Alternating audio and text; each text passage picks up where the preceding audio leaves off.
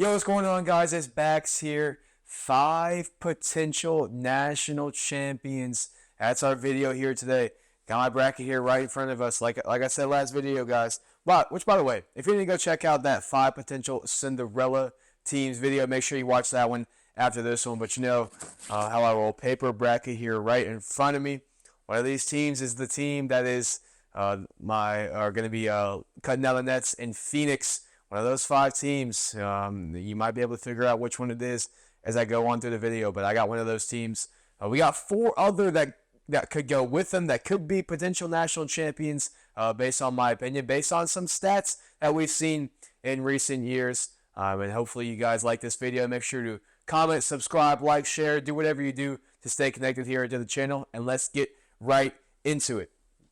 So there's some rules. As you guys might know, there are some rules that we kind of look at over the past couple of years that a lot of national champions have applied by. That first one is no team has ever lost the first game in their conference tournament and then gone on to win the national championship. So that takes out some teams like Tennessee, Kansas, Kentucky, Duke, and Creighton. But I'm going to let you guys know on a spoiler, I do have one of those teams in my 5 potential national champions here in this video. Well, guys, we'll get to that one later.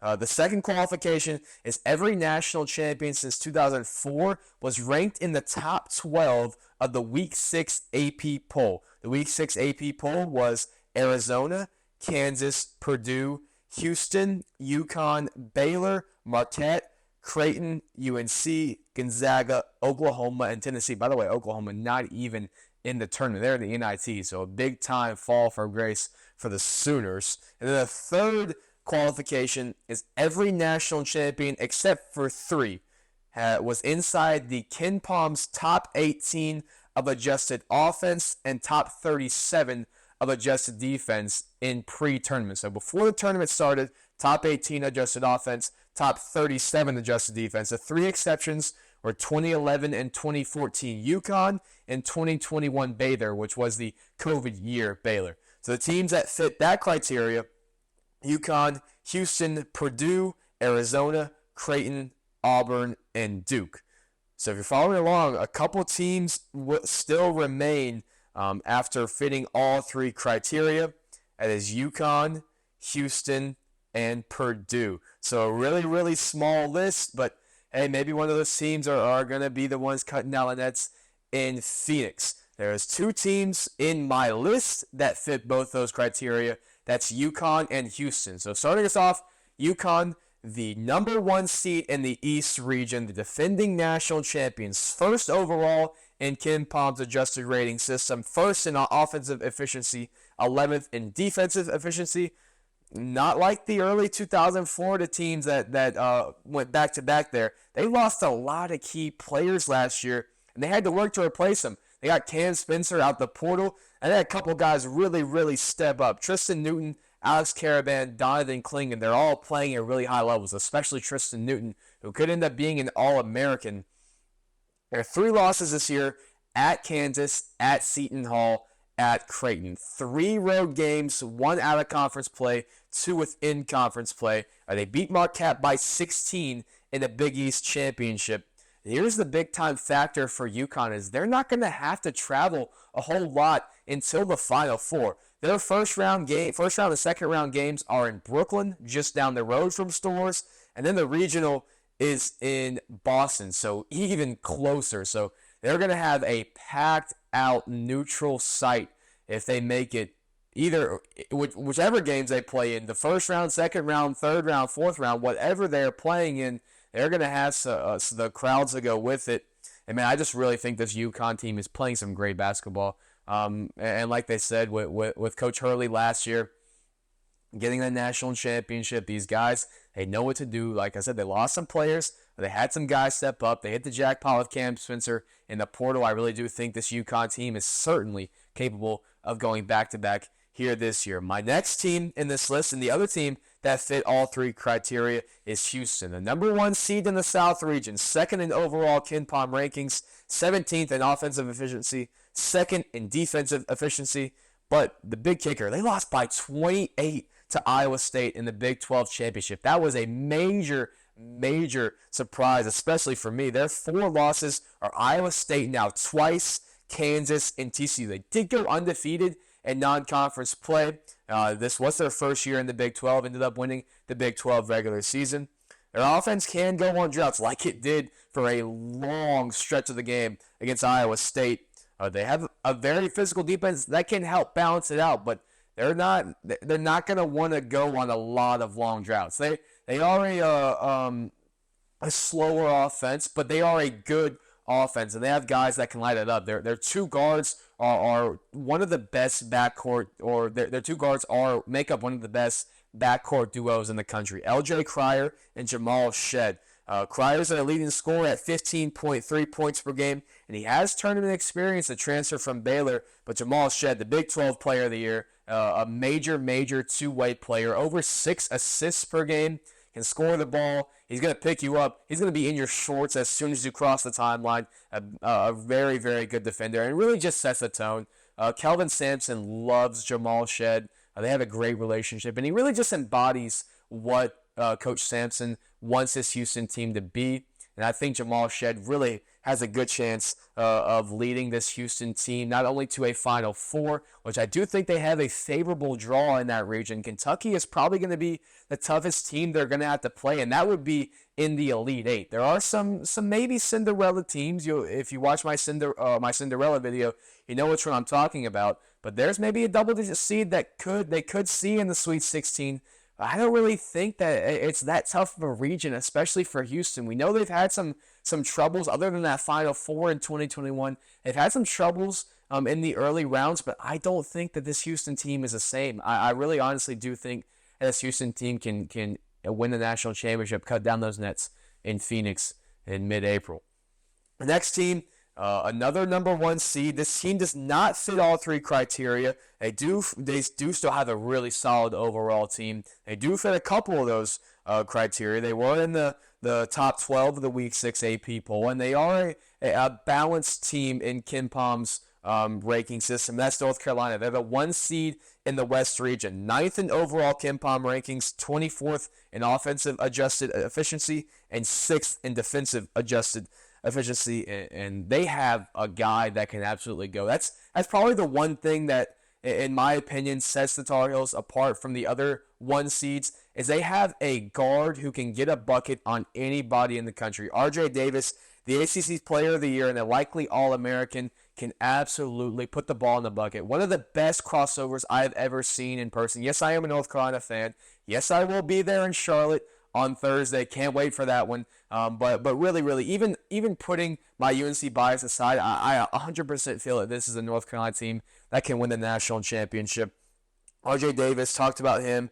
It's really important that Elliot Cadeau continues to play well. He's a reclass freshman, which haven't always worked out well in years past, but it's worked out well for the Tar Heels and Elliot here this year. It's all about getting good Elliot in big games and all about that defense. When they've had struggles, in particular that NC State game that they lost, and even the second NC State game that they were down at halftime, they've had some struggles slowing down bad teams on the defensive end. So they're just going to have to get those guys to buy in, and this is one of the most bought-in UNC teams I have seen in my life. I'm 21 years old, and I really think these guys have just some amazing team chemistry. They really love each other.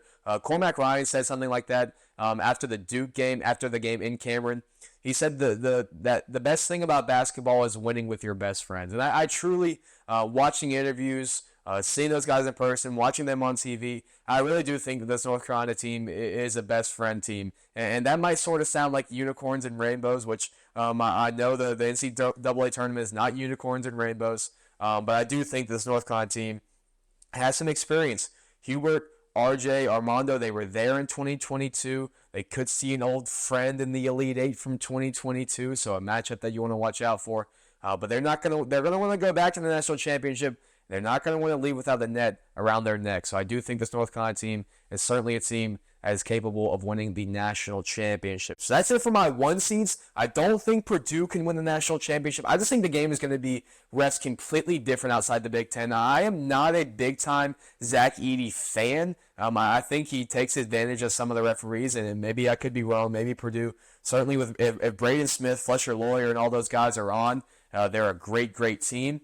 I just think that the difference is Zach Edey. He's not going to be ref the same, so I don't have them in my list. I won't spend too much time on them since they're not on my list. I do have a 2 seed now, Tennessee. The 2 seed in the Midwest region. They have some similarities to Houston, except they have probably the best scoring wing in college basketball. Like North Carolina has R.J. Davis, a guard. Tennessee has Dalton Connect, a true small forward and a major scoring wing. 7th overall in KenPom's adjusted ranking system, 29th in offensive, 3rd in defensive. Dalton Connect, 21 points per game, several 30-point games, and even a 40-point game mixed in there on his way to winning SEC Player of the Year, and he's probably going to be in that All-American list as well. The offensive can get in ruts, like I said, but Connect is that guy. They say, Connect, Dalton, go get us a bucket. We need you to take over this game, and usually he does. And I say usually because he didn't against Mississippi State, man. It feels like Dalton Connect had been so consistent through the course of the season, getting big-time gains when Tennessee needed him. But when they needed him against Mississippi State in their first game of the conference tournament, he didn't show up. Just 14 points on 4 of 17 shooting, and that's why they don't fit all of the criteria. They are one of those teams that lost their first game in the conference tournament, but I do think their defense is so good, and they'll they can be a team that can break that criteria, break the mold that we've seen over the past 20 years, along with Dalton Connect in that defense. And they really have some good pieces around them. I love Zakai Ziegler, love Santiago Vescovi, 2 players that have been there for a while, and 2 guys that were their 2 main guys last year. They asked them to take a step back when Connect came in, and they did so willingly, and they've done so very, very well. And even if needed, if they end up facing Purdue in that Elite Eight, I think Jonas Adu can bang with Edey long enough down low so that the rest of that Tennessee defense can start to help and cut off the rest of the team. I don't know if Adu can completely shut off Zach Edey, but I do think he can hold up well enough to get the rest of that Tennessee defense involved and get Dalton Connect going on the offensive end. So I do think Tennessee is one of my 5 teams that can win the national championship. Last but not least, a team that actually won their conference tournament, Illinois. You can say this is recency bias, and you probably have a point, especially if you're one of my friends watching that was watching the Big Ten championship game with me on Sunday before the selection show. But man, I really enjoyed watching Illinois all week long. They're the 3 seed in the East region, 10th overall in KenPom's rankings, 3rd in offensive efficiency, but 93rd in defensive efficiency. So that's going to be the major drawback for this Illinois team. Is they play some awesome offense, and then also at times play some terrible defense. So they're going to have to put some consistency together on that end of the floor if they're going to want to win the national championship. I think they also have one of those guys. That's one of the things, in my opinion, that I really like when I'm picking a Cinderella or when I'm picking a national champion is, do you have one of those guys that late in the shot clock in a tight game, you know who you're going to, and can he get you a bucket?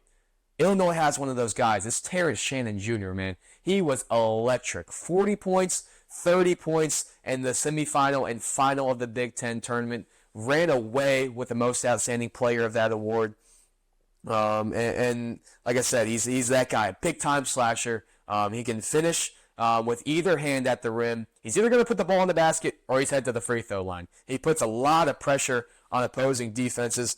Marcus Damask, a really underrated true point guard. He's not a true shooter. He's not a great shooter. He can knock down the outside shot, but I wouldn't really call him a shooter. He's going to be a point guard. He has a big-time post-up game for a guard, and they also have some really good pieces around them. Rogers, Goody, Guerrier, and Dane Danger. But Coleman Hawkins might be that wild card, a true NBA-style big man, a 7-footer that can shoot the 3, can score off the dribble, can guard multiple positions. I think that Coleman Hawkins might end up being that most important player as long as Shannon, as long as Damask, as long as a couple of those role players play well. If Coleman Hawkins is playing at his peak, Illinois is a national championship team. So those are my 5 teams that I think can win the national championship here in the year 2024. If you guys like this video, make sure to like, comment, subscribe, share, do whatever you do to stay connected to the channel. If you want to see my full bracket breakdown, comment that down below, and we'll get that out to you before the games start Thursday. Hopefully, like I said, you guys enjoy this video. Excuse me. I've been talking for a while. Got to get myself some water. Not an ad, but I got to get some Gatorade, maybe some water. See what we got in the fridge. But it's about time to go to bed, man, guys. I've been up all day working through some brackets, but excited to share you guys both my Cinderella teams and my national championship teams. Hope you guys enjoyed both those videos. Hope you guys have some fun over the weekend. One of the best weekends of the year for sure. My favorite weekend of the year for sure. And we'll see you guys next time right here on Bax Talks Ball.